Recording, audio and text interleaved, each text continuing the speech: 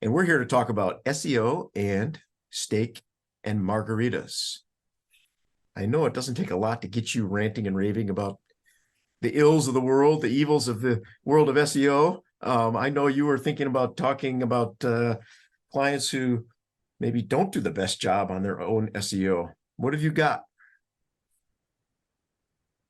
Example all queued up because it just happened and it's fresh in my mind. As you know, Nicholas Biswino, you and I are the co-founders of Michigan SEO Group. And I am the founder of Network Services Group. So we have MSG and NSG. And NSG does IT support for businesses. We also do web hosting and web design and things like that. Anything a small business needs with their computers and network. We've had a customer for many years, and we like these guys and happy to help them out. But I don't know that they're cheap. They're cost conscious would be a way to describe them. And they'll call us when they really need us, but if they can do something without calling us, they're going to try to do it themselves. And we don't host their website. We don't host their email. We don't host their DNS. We don't register their domain name. All of these things we certainly could do. And the reason that we do these things for our customers isn't necessarily because it's a huge profit center for us. It's because if we do it, it doesn't lead to this big mess that I'm about to describe, where these guys reached out to us and said, hey, I know you don't host our email, but we're having trouble. We're trying to send email and nobody's receiving it. Well, technology changes over time. And if you had a website that was designed 10 years ago, it's probably showing its age and doesn't work on mobile devices and it's not showing up in Google. And if you had your email set up 10 years ago and you haven't done any of the things to modernize it and make it secure, a lot of people, spam's a big issue. Viruses are a big issue. So people are starting to block it. Hey, if you don't have all this stuff in place, you're not going to be able to send email. Well, that's what they were encountering. So we start digging into that because we didn't have our fingers in that. They never called us about it. They never asked us about it. So we start digging in. It turns out whatever their domain name is, mycompany.com, they also have the .net version. And they're using .net to send their emails, and their website's at .com. And somebody over the years, it's like, it didn't seem like it was a major decision. Yeah, let's go register the .com version. And they go to some website that does domain registration, and maybe they had their niece register it, and she's long gone. And then, a year later, hey, we should get the .net version too. That'd be great. So they go to a different place and they get that. And so we're trying to get all the information for how all these pieces fit together from them, and they don't know. They have to go look for it and all that.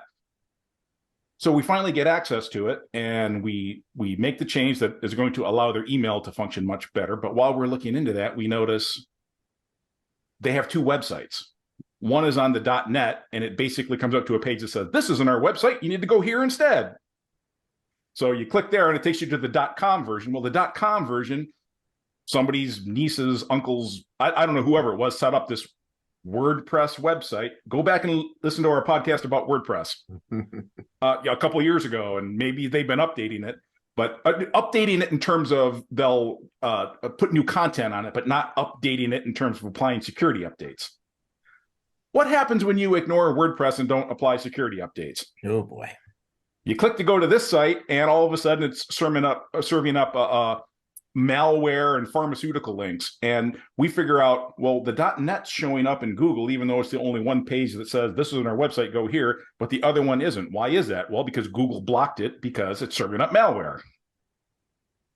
So all of these little decisions, we'll register our domain here, we'll register this one here, we'll have some guy that doesn't know anything about security or anything to our website.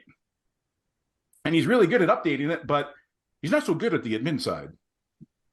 It's like, okay, this led to a big mess where you got all these different little pieces where nobody's an expert in anything, and leads to you being blocked at Google and pharmaceutical links. Not so good when a potential new client lands on that website. I suppose there's also a potential for liability. Like, what happens if you have a website and these hackers get in there and all of a sudden they put up a page that says, hey, give us your credit card number. Right? I mean, I think you could argue that, right, it was, an intervening actor, but yeah, it certainly is going to cause you a loss of reputation, if nothing else. Yeah, doesn't look good. So bad decisions. So what were like the top 5 bad decisions they made?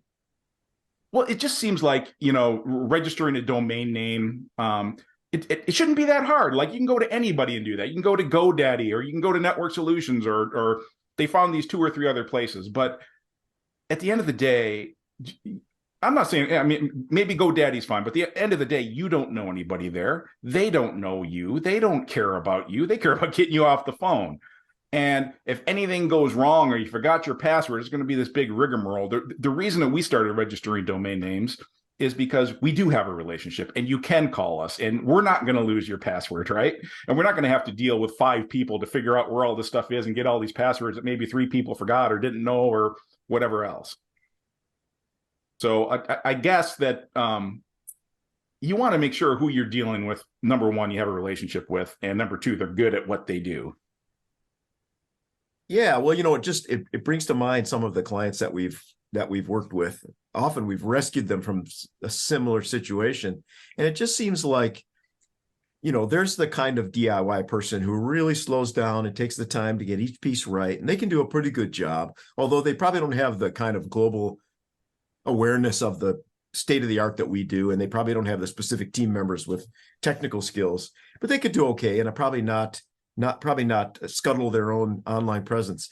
But it seems like a lot more often, a client will DIY it, and they'll get a WordPress or a Wix website that they design themselves. It never quite looks that good, doesn't function well, and as you've just alluded to, as time goes on, the theme goes out of date or the plugins don't work well, and then they'll go and they'll set up their own Google Business Center listing, which used to be Google Places, and then years ago it was Google Maps. And they'll set it up, but maybe they won't set their service area right, or they'll never go in and modify it when their domain name changes. They won't post current pictures. They don't even realize they can post on Google Business Center like a social media channel, which actually helps a lot. Then they'll go set up their Facebook, but they'll link it to the .net site instead of the .com site, and all the stuff is happening on the .com site. They'll have an out-of-date email address in their, domain name in their email address.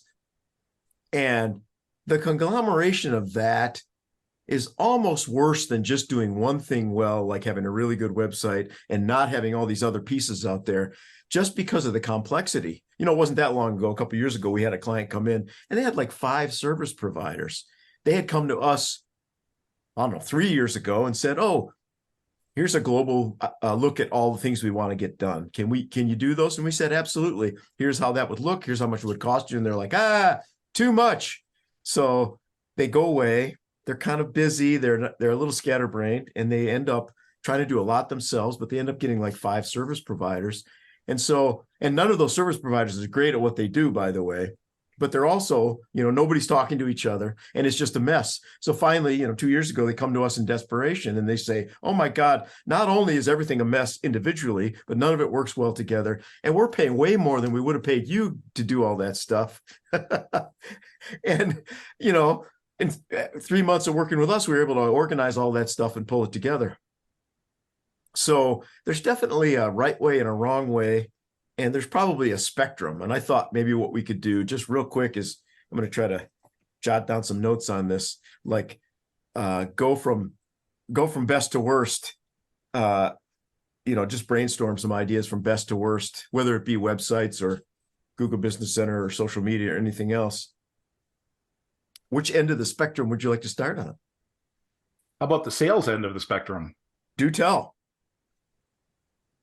I just listened to Steve Jobs giving a little talk about how big companies back in the day, like Xerox, they had this, they were on top of the world, man. They're making copiers and they're making big bucks. And they started this research facility in California, and they attracted all these top researchers, and they invented modern day computing. They invented Ethernet, the network standard we all use. They invented Windows and mouses and pointers and making computers easier to use. And did they launch a successful product? No. And it took Apple to launch that stuff, and other companies. And Steve Jobs is like, well, the reason why, because once they had that copier, and they're making so much money, Do you think they put the engineers and the people making the products in charge? No, they put sales and marketing guys in charge. And all they're worried about is how to sell another copier. And they don't care that all this innovation and great products and stuff was going on. They just want to sell more stuff. I know that one of our SEO clients, somebody called them on the phone, cold called them on the phone. Hey, we can do your SEO. We can do this. We can do that. We can do this. Real good sales guys. And they're in the sales business too. So they don't like to just hang up and say, no, click. So they're listening to the guy talk, and he's making it sound all great.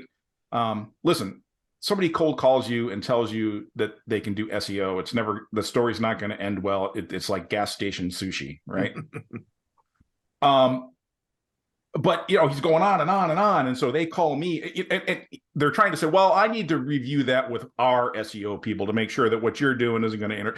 And so he won't take no for an answer. So they get on a conference call with me and they're like trying, and I'm just saying, well, what about this? What about this? What about that? And they're like, well, we're going to have to think about. And the minute it became clear that they weren't going to buy something right then and there, the guy's just like, click, hangs up, doesn't even say anything, right?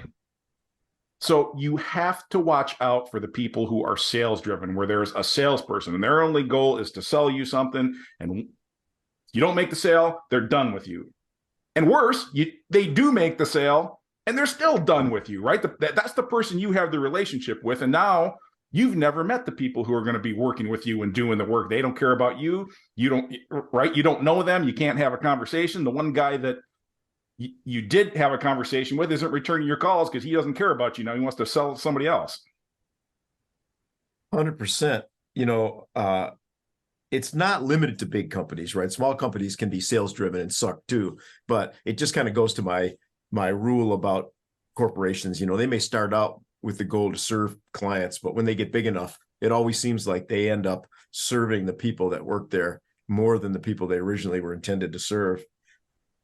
And, in our world, we're always belly aching about big companies like GoDaddy, right? They figured out a great business model, but it's just too big. It's just too anonymous. They're not providing presence, care, and compassion. And, their sales process is just like lots of stuff on the internet to get you to sign up for a cheap product and then upsell you later on bad stuff. 100%. So the sales project, that's kind of on the bad end. If you were to tell somebody you should absolutely positively do this, no matter what else you do, when you're thinking about SEO and trying to build a robust online presence, what's one thing that's kind of at the high end of the spectrum that people should really definitely consider? Boy, the biggest failing that we see is people don't do what they say they're going to do. So 100% guaranteed to fail is if you don't do what you're supposed to do, right? So you definitely want to work with somebody who has a proven process that works and they're actually going to follow through and do it. That's a good point, because if you look at the surface level marketing, you might not know that, right? GoDaddy sounds pretty good. I don't want to pick on GoDaddy.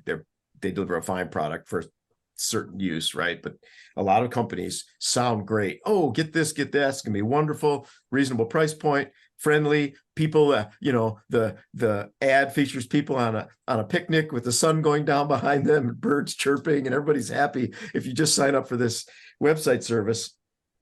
How can you know that going in?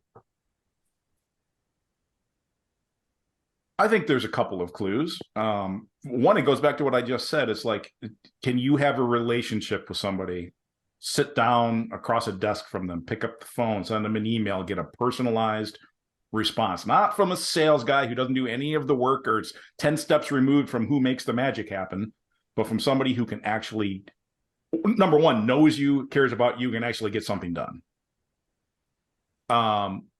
That's what you want. And number two is, if they're telling you something that's too good to be true, like, listen, if it was really as easy as paying $300 a month and you'd be number one on Google, everybody would be number one on Google. And it's right. It just doesn't work. There can only be one. So if you're doing the same thing as everybody else for the same $300, right, you're going to get the same thing as everybody else. Yeah. And I have that conversation with clients and prospective clients all the time. Look, stop and think about what, whatever HVAC, auto repair, home painting, attorneys, stop and think what you get paid by the hour. Do you really think you're going to get decent help if you hire somebody for a tiny fraction of that? Like maybe if you're dealing with somebody overseas, but that has its own host of problems.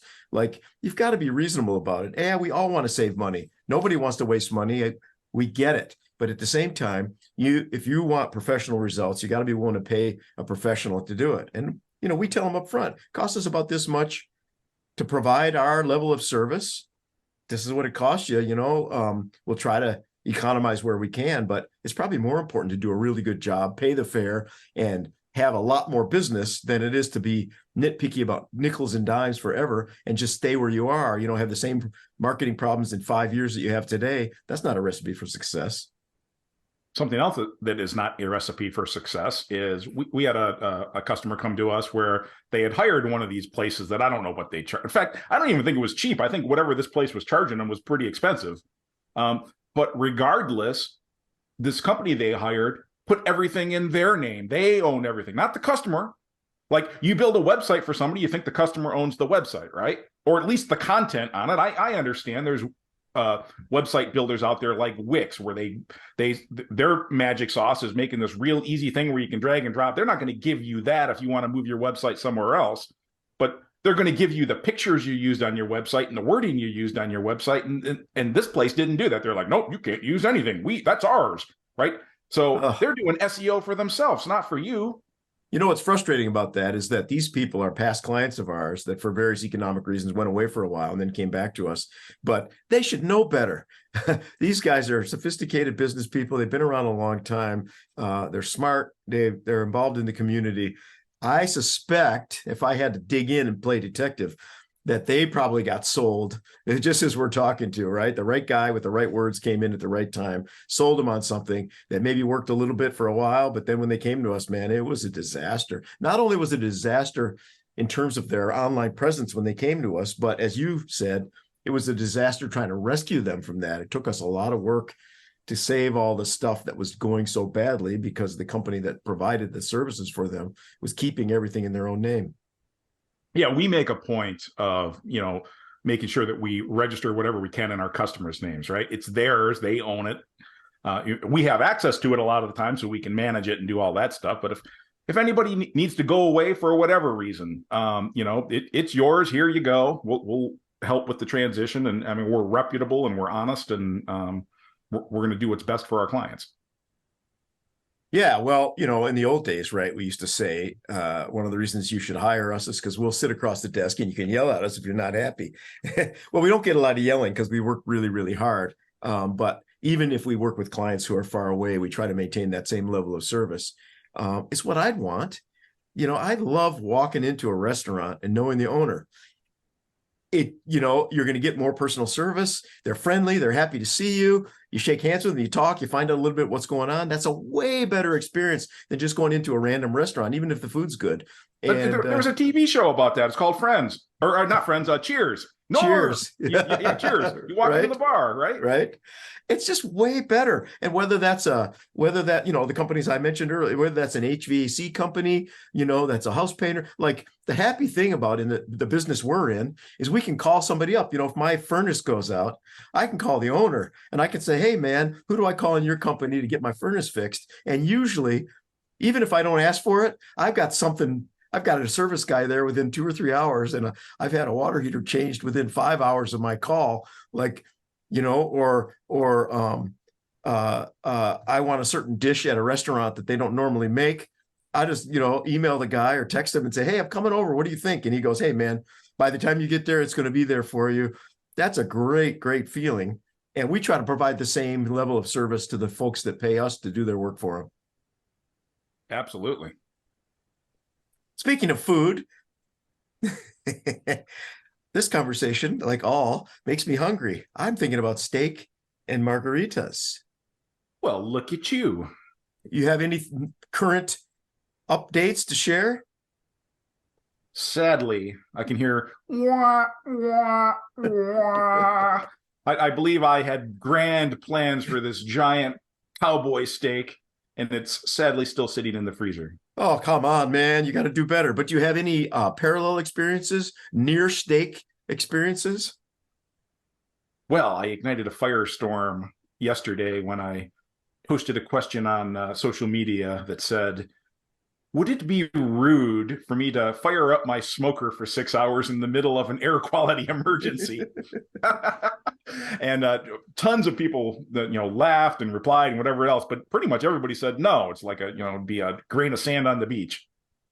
Go ahead and smoke away. Mm-hmm. But sadly, I didn't have 6 hours, and I didn't feel like going outside in the smog from the Canadian fires that are here. So I cheated, and I used my pressure cooker and liquid smoke. And you made what? I made spare ribs to the delight of my lovely wife. What is the flavoring concoction with these spare ribs? How do you treat them before you pressure cook them?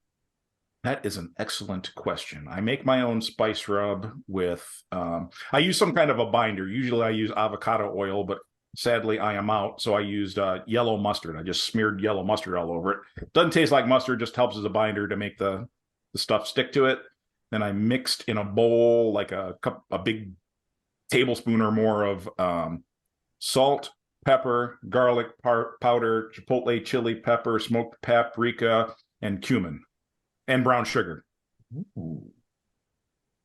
And liberally sprinkle over all sides. Let that sink in for an hour or so. Then I dump it in the pressure cooker with 1 bottle of beer, a couple of squirts of bottled barbecue sauce, pressure cook for 25 minutes, which actually probably takes more like an hour and a half because it takes 20 minutes to get up to pressure, 25 minutes to cook, and another half hour to release. And in the meantime, I'm making my glaze with apricot preserves, soy sauce, sriracha sauce, and apple cider vinegar. And I glaze it, and I stick it in the oven under the broiler for 5 minutes. And you have fall off the bone rib perfection. So on the SRAS scale, the spare ribs assessment scale, what would you give your project of recent vintage? Well, I'd say it's a 9.2. Wow. Well, where's that 8/10 go? Well, how do you get there? I really wanted to go outside and stick it in the smoker and see if I could match what my friend Mark does on his smoker. He just loves doing it the old fashioned. He didn't want a stupid electric smoker. He's got the old one where you got to be out there messing with it all day. Well, I got an electric smoker, and I wanted to see if I could do the same thing. I didn't have the time, but I was tempted to wait for the weekend, and the Amelita came home and said, "No, I like it the way you do it in the pressure cooker." Well, there you go. Yeah, she was rather committed to that way. 100%. So this whole notion of liquid smoke gives rise to thoughts of what is authentic and legitimate when it comes to preparation of great meat, and what is a cheat, and what is plain unacceptable. I mean, I think you and I could agree that if you bought a really lovely ribeye or tomahawk or even a good New York strip, and you took it home and put it in the microwave for 10 minutes and put ketchup on it, that's a fail, right? That's a party foul. That's a party foul, at least. I mean, that might be grounds for being ostracized, right? Forever, you are sent to Siberia and never to be heard from again. And we also agree probably that reverse sear in the smoker or in a good convection oven with proper seasoning and then finishing on the grill, that's probably in the the potential 9.0 plus scale. Is liquid smoke a cheat? No. How can you say that with such authority? Well, first of all, I'm not convinced it does anything. Well, then why do you do it? Well, yesterday I'm like, I'm not sure if it makes any difference or not. And they say not to. It's supposed to be really potent, so only put in a little drop. I'm like, I put in a couple just to see if it would make any difference. I'm not convinced it really makes that big of a difference. You know what I'm going to do as part of the experiment for this? Because I think walking around spouting theories all the time is nonsense. It's just like martial arts. You can only talk so long before you got to put on the gloves and go at it. Otherwise, it's just academic nonsense. Gordon Foods sells this liquid smoke in a spray bottle, right? So it's like an industrial sized liquid smoke.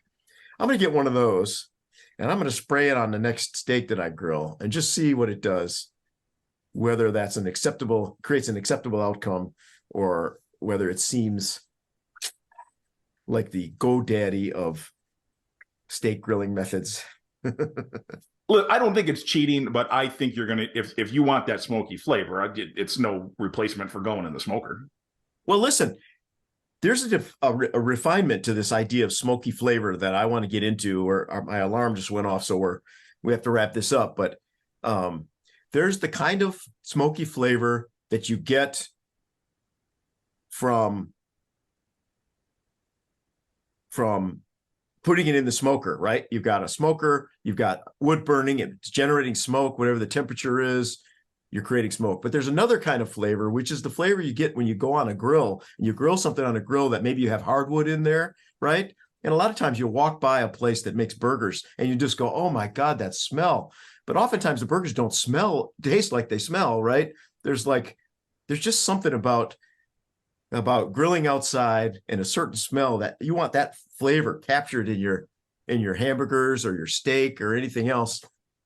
And I don't think they're the same. I don't think a smoker smoke and a grill smoky flavor, I don't think they're quite on par. Oh, no, absolutely not. If you want that grilling taste, and you got to have a charcoal grill. So is a gas grill cheating? Well, that's what I'm saying. Is there a spray? And I think that smoky, that liquid smoke is kind of like the spray of a charcoal or hardwood grill flavor, rather than, to me, it doesn't taste like what I get out of a smoker. They seem different.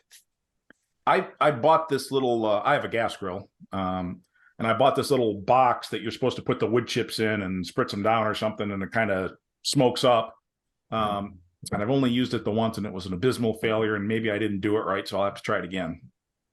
Well, I've got that attachment on the electric smoker now that can put out like 4 hours of thick white smoke, and it just adds so much smoky flavor. It's ridiculous. And I don't know that I care for it necessarily on steaks, because now they taste more like, I don't know what, brisket or something like that, or bacon, depending on the wood you use.